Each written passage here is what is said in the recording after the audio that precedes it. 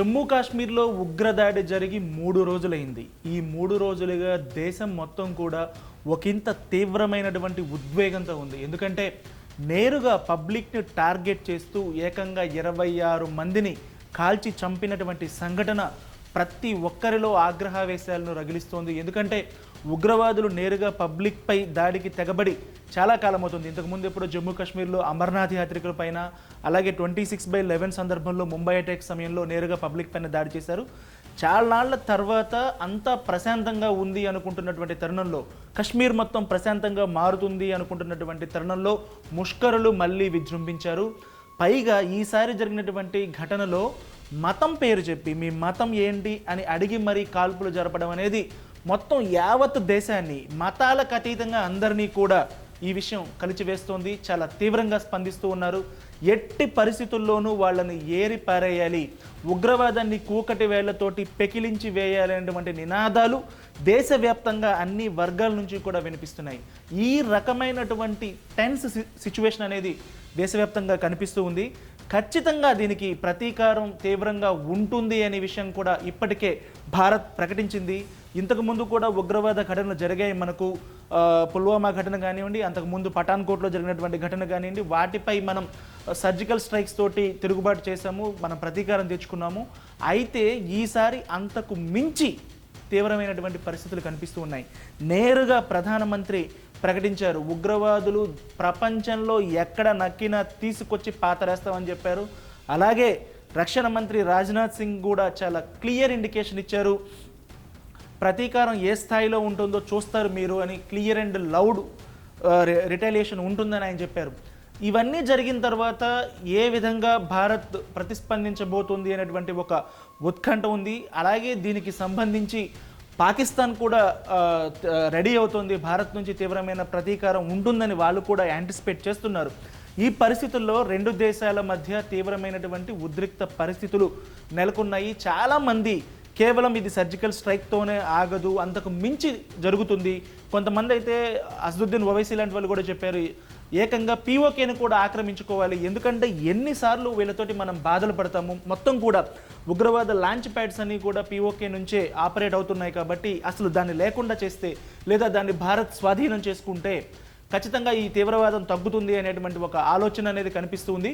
ఇప్పుడు మనం defence minister కానీ, ప్రైమ్ మినిస్టర్ కానీ మాటల్ని డీకోడ్ చేసుకుంటే సర్జికల్ స్ట్రైక్స్ను మించి ఏమైనా జరుగుతుందా అనేటువంటి ఓ రకమైనటువంటి విశ్లేషణలు, అంచనాలు, యాంటిసిపేషన్లు చాలా కనిపిస్తూ ఉన్నాయి. అంతేకాదు, ఇంతకుముందు తీవ్రవాద దాడులు జరిగినప్పటికంటే కూడా భారత్ ప్రతిస్పందన ఈసారి చాలా ఇమ్మీడియట్గా కనిపించింది. ప్రధానమంత్రి తన విదేశీ పర్యటన రద్దు చేసుకోవడం కానివ్వండి, ఇమ్మీడియట్గా CCS సమావేశమై మొత్తం ఒక ప్లాన్ ఆఫ్ యాక్షన్ ఐదు నిర్ణయాలను ఇమ్మీడియట్గా ప్రకటించారు. ఇండస్ వాటీ ట్రీటీని కానీ, లేకపోతే వీసాలు క్యాన్సిల్ చేయడం కానీ, లేకపోతే దౌత్య కార్యాలయాల్లో సిబ్బందిని తగ్గించడం కానీ చాలా ఇమ్మీడియట్ రియాక్షన్ కనిపించింది. అలాగే ఎక్స్టర్నల్ అఫైర్స్ మినిస్ట్రీ కూడా చాలా తీవ్రంగా వర్కౌట్ చేస్తుంది. ఇలాంటి పరిస్థితుల్లో ఏం జరుగుతుంది, ఏం జరగబోతుంది అనేటువంటి విశ్లేషణలు అయితే ఉన్నాయి. అయితే ఈ 3 రోజులకి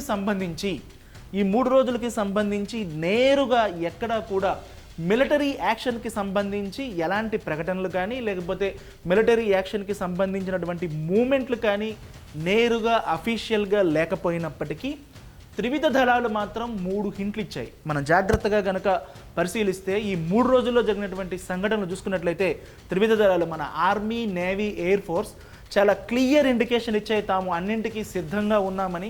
ఎందుకంటే 22వ తారీఖు ఘటన జరిగిన తర్వాత చూసుకున్నట్లయితే వరుసగా జరిగినటువంటి సంఘటనలు ఈ విషయాన్ని మనకు స్పష్టం చేస్తూ ఉన్నాయి. ముఖ్యంగా ఈ దాడి జరిగిన తర్వాత ఎట్టి పరిస్థితుల్లోనూ ఒక యాక్షన్ అయితే ఉంటుంది. ఆ యాక్షన్ ఏంటి అనేది, ఎందుకంటే మూడు దళాలు కూడా, త్రివిధ దళాలు కూడా ఒకదానికొకటి సపోర్టింగ్గా ఉండాల్సినటువంటి పరిస్థితి ఉంది. కాబట్టి 3 తమ రెడీనెస్ను చూపిస్తున్నాయి. ముఖ్యంగా మనం చూసుకున్నట్లయితే ఆర్మీ మొత్తం బోర్డర్ వెంట గుజరాత్ నుంచి మొదలు పెట్టుకొని మన హిమాలయాలు, లడాక్ వరకు మొదలు పెట్టుకుంటే దాదాపుగా 5 లక్షల మంది సెక్యూరిటీ పర్సనల్ ఉంటారు. వీరందరినీ కూడా రెడీ చేశారు, ఇంటర్నల్గా రెడీ చేశారు.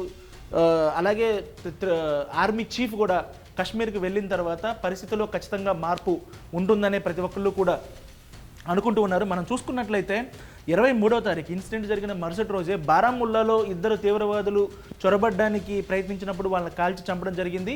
అలాగే పాకిస్తాన్ నుంచి వచ్చినటువంటి ఒక డ్రోన్ కూడా మన indigenous anti drone system cool చేసిందని కూడా చెప్తున్నారు. ఇవన్నీ కూడా అఫీషియల్గా రిపోర్ట్ అవ్వలేదు, కానీ ఖచ్చితంగా ఆర్మీ అయితే ప్రిపేర్డ్గానే ఉంది. ఆర్మీ చీఫ్ కూడా కాశ్మీర్లోనే ఉన్నారు కాబట్టి ఆర్మీ చాలా ప్రిపేర్డ్గా ఉంది అన్నారు. అలాగే చాలామంది రిటైర్డ్ ఆర్మీ అధికారులు కూడా ఖచ్చితంగా బీఫిటింగ్ రిప్లై ఇస్తుంది అనేది చెప్తున్నారు. మనకు పీటీఐ కనుక చూసుకున్నట్లయితే ట్విట్టర్లో మన కామెంట్స్ కనిపిస్తూ ఉన్నాయి. Retired lieutenant general Shankar Prasad ఆయన చెప్పారు, ఇది ఖచ్చితంగా కూడా సిమ్లా అగ్రిమెంట్ అనేది ఇప్పుడు ఏమాత్రం కూడా లేదు కాబట్టి భారత్ కాల్పుల విరమణ ఒప్పందాన్ని ఉపసంహరించుకోవడానికి కూడా వెనకాడదు అనేటువంటి ఒక ఫీలర్ని బయటకు వదిలింది. అది అఫీషియల్గా అనౌన్స్ చేయలేదు, కానీ దానికి సిద్ధమవుతుంది అనేటువంటి ఒక ఫీలర్ని బయటకు వదిలింది. ఎందుకంటే వన్స్ ఆ అగ్రిమెంట్ని కనుక మనం క్యాన్సిల్ చేసుకున్నట్లయితే అంతర్జాతీయ సమాజానికి కూడా సమాధానం చెప్పాల్సిన అవసరం లేదు, మనం యాక్షన్లోకి దిగుతున్నామనే దానికి అదే ఇండికేషన్ అవుతుంది. ఈ విషయం పక్కన పెడితే 2 రోజులుగా ఎల్ఓసి వెంబడి కాల్పులు జరుగుతూ ఉన్నాయి. 2 పక్కల కూడా ఇండియన్ ఆర్మీకి పాకిస్తాన్ ఆర్మీకి మధ్య కాల్పులు జరుగుతూ ఉన్నాయి. ఎలాంటి క్యాజువాలిటీస్ రిపోర్ట్ అవునప్పటికీ కూడా 2 పక్కన కూడా బోర్డర్ వైపునైతే తుపాకుల గర్జనలు అయితే వినిపిస్తూ ఉన్నాయి. అలాగే మూమెంట్, మన రెజిమెంట్స్ మూమెంట్, ఇన్ఫెంట్రీ మూమెంట్ కూడా బార్డర్లోకి వెళ్తూ ఉంది. ఇక రెండోది నేవీ సపోర్ట్ కూడా చాలా అవసరం. ఎందుకంటే ఈ ఇన్సిడెంట్ జరిగిన మరుసటి రోజే ఒక రిపోర్ట్స్, అంటే అన్అథెంటికేటెడ్ రిపోర్ట్స్ వచ్చాయి. ఏంటంటే అరేబియన్ సీలోకి మన విమాన వాహక నౌక ఎయిర్క్రాఫ్ట్ క్యారియర్ విమాన వాహక నౌక ఐఎన్ఎస్ విక్రాంత్ మూవ్ అయింది, అంటే మూవ్ అవుతుంది. అది వెస్ట్ కోస్ట్లో ఉంటుందో లేకపోతే ఈస్ట్ కోస్ట్లో ఉంటుందో బయటకు ఎక్కడ చెప్పరు, కానీ ఖచ్చితంగా అయితే అరేబియన్ సీలోకి మూవ్ అయింది. ఆల్రెడీ అరేబియన్ సీ నుంచి పాకిస్తాన్ వైపు మూవ్ అయిందా, లేకపోతే ఇండియన్ ఓషన్ నుంచి అరేబియన్ సీలోకి తీసుకెళ్లారా, ఇవన్నీ కూడా తెలియదు, కానీ మొత్తానికి అయితే మూవ్ అయింది అని చెప్తున్నారు. అది ఖచ్చితంగా 32 యుద్ధ విమానాలను క్యారీ చేసేటువంటి కెపాసిటీ ఉంటుంది ఐఎన్ఎస్ విక్రాంత్కి. సుకోయ్ విమానాలు, సుకోయ్ 30 విమానాలు, లేకపోతే కంబాట్ హెలికాప్టర్స్, ఇలాంటివన్నీ కూడా అక్కడి నుంచి నేరుగా కూడా మిసైల్స్ని ప్రయోగించేటువంటి అవకాశం కూడా ఉంటుంది ఎయిర్క్రాఫ్ట్ క్యారియర్ నుంచి. సో ఎయిర్క్రాఫ్ట్ క్యారియర్ని మూవ్ చేయడం అనేది ఖచ్చితంగా కూడా ఒక సిగ్నిఫికెంట్ మూవ్ అనుకొని చెప్పుకోవాలి. ఇక అది కాకుండా ఇది అయితే నేరుగా ఇండియన్ నేవీ అఫీషియల్ ట్విట్టర్ అకౌంట్లో ఒక వీడియో పెట్టారు. ఐఎన్ఎస్ సూరత్ పై నుంచి ఒక mid range surface to air మిసైల్ని లాంచ్ చేశారు. రీసెంట్గా పాకిస్తాన్ ఇచ్చినటువంటి వాళ్ళ నోటం మిసైల్కు ధీటుగా దానికి సమాధానంగా దీన్ని ప్రయోగించినట్లుగా చెప్తూ ఉన్నారు. 70 కిలోమీటర్ల రేంజ్లో ఉన్నటువంటి టార్గెట్ను ఇది ఛేదించింది అనేటువంటి ఒక వీడియోని ఇండియన్ నేవీ పెట్టింది. అయితే ఇది జనరల్గా ఇలాంటి నేవల్ ఎక్సర్సైజులు జరుగుతూనే ఉంటాయి, కానీ ఇప్పుడు ఉన్నటువంటి పరిస్థితుల్లో, ఇప్పుడున్నటువంటి టెన్స్ సిచ్యువేషన్లో ఒక చిన్న మూమెంట్ కూడా ట్రిగ్గర్ అవుతూ ఉంటుంది. కాబట్టి నేవీ ఒక సమాధానం చెప్పడం కోసం ఈ వీడియో పెట్టిందా అనేది కూడా తెలుస్తూ ఉంది. ఎందుకు అంటే ఐఎన్ఎస్ సూరత్ పై నుంచి దీన్ని ప్రయోగించినట్లుగా ఒక వీడియో అయితే కనిపిస్తూ ఉంది, అఫీషియల్గా చెప్తూ ఉన్నారు.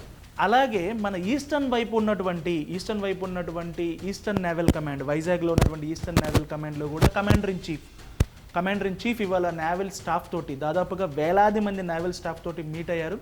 అంటే నేరుగా యుద్ధానికి సన్నద్ధం కండి అని చెప్పకుండా ఎలాంటి పరిస్థితులనైనా సరే ఎదుర్కోవాలంటూ ఆయన వాళ్ళ స్టాఫ్ని, నేవల్ స్టాఫ్ అందరినీ కూడా వాళ్ళందరితోటి కూడా మాట్లాడడం అనేది ఖచ్చితంగా ఒక సిగ్నిఫికెంట్ మూవ్ అనుకోవాలి. ఎందుకంటే క్లియర్ ఒక ఇండికేషన్ ఇస్తూ ఉన్నారు. అంతేకాదు ఇక్కడ నేవీకి సంబంధించి మనం ఒక విచిత్రమైనటువంటి పరిస్థితిని ఎదుర్కొంటూ ఉన్నాం. మనకి బంగ్లాదేశ్లో కూడా ఓ రకమైనటువంటి ఇబ్బందికరమైనటువంటి పరిస్థితి కనిపిస్తుంది. కొన్నాళ్లుగా బంగ్లాదేశ్ మనకు దూరమైంది, అలాగే చైనా ఇటువైపు ఉంది.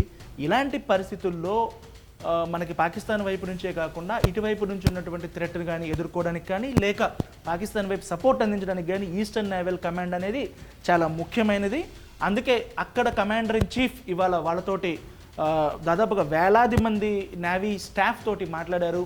అన్ని విషయాలు మాట్లాడారు, కానీ ఒక బయటికి కనిపించిన ఇండికేషన్ ఏంటంటే ఇది వాళ్ళందరినీ కూడా ప్రిపేర్డ్ చేయడమే అనుకుంటూ ఉన్నారు. ఇక మూడోది ఇండియన్ ఎయిర్ ఫోర్స్ అనేది గగనతలం నుంచి దాడులు చేయడంలో చాలా చాలా కీలకమైనటువంటి విషయం. ఆర్మీకి వీళ్ళు సపోర్టివ్గా ఉంటారు. ఆర్మీ వాళ్ళు నేరుగా భూతలం మీద వెళ్ళలేరు కాబట్టి ఎయిర్ స్ట్రైక్స్కే ఎక్కువ ప్రాధాన్యత ఉంటుంది. ఇంతకు ముందు ఉన్నటువంటి సర్జికల్ స్ట్రైక్స్లో కూడా ఎయిర్ ఫోర్సే కీలకమైనటువంటి పాత్ర పోషించింది. ఇప్పుడు కూడా ఎయిర్ ఫోర్సే ఎక్కువగా ఇన్వాల్వ్ అవ్వాల్సినటువంటి పరిస్థితి ఉంది. దానికి తగ్గట్టుగానే ఎయిర్ ఫోర్స్ భారీ ఎక్సర్సైజ్ని ఈ 2-3 రోజులు నిర్వహించింది. అయితే దీనికి సంబంధించినటువంటి విజువల్స్ ఇప్పుడు మనకి ఏఎన్ఏలో కనిపిస్తున్నాయి. అవి ఇంతకుముందు విజువల్స్ అయినా కూడా నేరుగా ఇవాళ జరిగిన విజువల్స్ని వాళ్ళు రిలీజ్ చేయలేదు. కానీ ఇన్సిడెంట్ అంటే ఈ ఎక్సర్సైజ్ అయితే జరిగిందనే విషయాన్ని ఎయిర్ ఫోర్స్ ధృవీకరించింది. దీంట్లో చాలా వరకు రఫేల్ జెట్లు, అలాగే మన సుకోయ్ విమానాలు, అలాగే మిగ్లు ఇవన్నీ కూడా పార్టిసిపేట్ చేశాయి. అలాగే కాంబాట్ ఎయిర్ క్రాఫ్ట్లు, మనకి మామూలు హెలికాప్టర్స్ అన్నీ కూడా, అలాగే కార్గో ట్రాన్స్పోర్ట్ హెలికాప్టర్ ఎయిర్ క్రాఫ్ట్లు ఇవన్నీ కూడా ఈ ఎక్సర్సైజ్లో పాల్గొన్నాయి. ఇది చాలా చాలా పెద్ద ఆపరేషన్, చాలా చాలా పెద్ద ఎక్సర్సైజ్. పైకి మాత్రం ఎక్కడా కూడా ట్రూప్స్ డిప్లాయ్మెంటు లేకపోతే స్టేషనింగ్, పొజిషనింగ్ ఇవన్నీ చెప్పకపోయినప్పటికీ కూడా ఒక ఎక్సర్సైజ్ అనేది ఖచ్చితంగా కూడా స్టాఫ్ అందరినీ కూడా ఎలాంటి పరిస్థితినైనా సరే ఎదుర్కోవడానికి సిద్ధం చేయడం అవుతుంది. ఇది ఒక రకంగా మాక్ డ్రిల్ లాంటిది అనుకోవాలి. ఎందుకంటే నేవీ చేస్తోంది, నేవీ మాట్లాడుతోంది, ఆర్మీ ఆల్రెడీ చెప్తోంది, ఇప్పుడు ఎయిర్ ఫోర్స్ కూడా చేస్తుంది. అంటే త్రివిధ దళాలన్నీ కూడా ఎలాంటి పరిస్థితినైనా సరే ఎదుర్కోవడానికి సిద్ధంగా ఉన్నట్లుగా అనిపిస్తూ ఉంది. అలాగే అలాంగ్ ఎల్ఓసి పక్కన మొత్తం కూడా ఆపరేషనల్ రెడీనెస్ ప్లాట్ఫామ్స్, అంటే ఈ ఎయిర్ క్రాఫ్ట్ అన్నింటినీ లాంచ్ చేయడం కోసం ఒక ప్లాట్ఫామ్స్ అన్నీ కూడా రెడీ చేస్తూ ఉంటారు. వాటన్నింటినీ పెంచుతున్నారు. అంటే ఎప్పుడు ఉంటాయి అవి, వాటన్నింటినీ రెడీ చేస్తున్నారు, సిద్ధం చేస్తున్నారు అనమాట. ఒకవేళ ఎయిర్ క్రాఫ్ట్ మిడిల్లో ఉన్నటువంటి ఎయిర్ క్రాఫ్ట్లు, ఇండోర్లో ఒక యూనిట్ ఉంటుంది, అలాగే ఈస్ట్లో ఉన్నటువంటి యూనిట్లు, వీటన్నింటినీ కూడా అక్కడికి తీసుకెళ్ళాలి అంటే అక్కడ ఉన్నటువంటి పరిస్థితులన్నింటినీ కూడా రెడీ చేస్తున్నారు. మనం ఇంతకు ముందు ఉన్నటువంటి వార్ మూవీస్లో చూసినా కూడా అది కనిపిస్తూ ఉంటుంది. ఎక్కడి నుంచో ఎయిర్ క్రాఫ్ట్ను తీసుకెళ్ళి సరిహద్దు వెంబడి స్టేషన్ చేస్తారు. అది ఎక్కడా కూడా అఫీషియల్గా చెప్పనప్పటికీ కూడా అక్కడ ఆ పరిస్థితులన్నింటినీ కూడా అక్కడ ఉన్నటువంటి ఎయిర్ ఫోర్స్ స్టేషన్లన్నింటినీ కూడా సిద్ధం చేస్తున్నట్లుగా సమాచారం అవుతుంది. ఫైనల్గా మాట్లాడుకునేది ఏంటంటే ఇప్పుడు మూడు బలగాలు కూడా ఆర్మీలో రెడీనెస్ కనిపిస్తూ ఉంది. ఎల్ఓసిలో వాళ్ళు ఆల్రెడీ యాక్షన్లో ఉన్నారు. ఇక నేవీ అయితే ఒక ఇంటర్ రేంజ్, ఒక మిడ్ రేంజ్ మిసైల్ని ప్రయోగించి తాము కూడా సిద్ధమైనటువంటి ఒక సిగ్నల్ ఇచ్చింది. అలాగే ఐఎన్ఎస్ విక్రాంత్కు సంబంధించినటువంటి అఫీషియల్ కన్ఫర్మేషన్ లేకపోయినప్పటికీ కూడా అది జరుగుతుందేమో అన్నటువంటి అనుమానం కూడా ఉంది. ఇక ఎయిర్ ఫోర్స్ అయితే ఏకంగా ఎక్సర్సైజ్ చేసింది. మొత్తం తనకున్నటువంటి భారీ అన్నీ కూడా అందులో ఇన్వాల్వ్ అయ్యాయి. ఆపరేషన్ ఆక్రమణలో అవన్నీ కూడా ఇన్వాల్వ్ అయ్యాయి. కాబట్టి ఎయిర్ ఫోర్స్ కూడా తమ రెడీనెస్ను చూపిస్తూ ఉంది. అలాగే బోర్డర్ వెంబడి అందరూ కూడా ఎయిర్ ఫోర్స్ కోసం ఓఆర్పీలు సిద్ధం చేస్తూ ఉన్నారు. అంతేకాదు అంతర్జాతీయంగా కూడా దీనిపై ఒక విశ్లేషణలు కనిపిస్తూ ఉన్నాయి. ఎందుకంటే ఖచ్చితంగా భారత్ సమాధానం చెప్పి తీరుతుంది, చాలా గట్టిగా చెప్పి తీరుతుంది. అందుకు సంబంధించినటువంటి పరిస్థితులు ఇంటర్నల్గా ఎక్స్టర్నల్గా ఉన్నాయి. కాబట్టి ఇది ఖచ్చితంగా జరిగి తీరుతుంది అని చెప్తున్నారు. ఇంకోటి, ఇంతకుముందు బాలాకోట్ జరిగినప్పుడు కానీ లేకపోతే అంతకుముందు జరిగినటువంటి సర్జికల్ స్ట్రైక్స్ అప్పుడు కానీ ఈ స్థాయిలో హెచ్చరికలు భారత్ చేయలేదు. చెప్పకుండానే అంత చేసినప్పుడు ఇప్పుడు ఖచ్చితంగా చేసి తీరుతామని చెప్పినప్పుడు ఖచ్చితంగా చాలా పెద్ద రిటాలియేషన్ అనేది ఖచ్చితంగా ఉంటుంది అని భావిస్తూ ఉన్నారు. అలాగే అల్ జజీరా లాంటి ఇంటర్నేషనల్ మీడియా ఆర్గనైజేషన్స్ కూడా కామెంట్ చేస్తున్నాయి ఏంటంటే ఇంతకు ముందు కన్నా కూడా భారత్ ప్రతిస్పందన అనేది చాలా విజిబుల్గా కనిపిస్తూ ఉంది. ఇంతకుముందు ఇలా కనిపించలేదు. ఇప్పుడు చాలా క్లియర్గా 3 ఆర్మ్స్కి సంబంధించి, మిలిటరీకి సంబంధించినటువంటి 3 ఆర్మ్స్కి సంబంధించినటువంటి మూమెంట్ క్లియర్గా తెలుస్తూ ఉంది.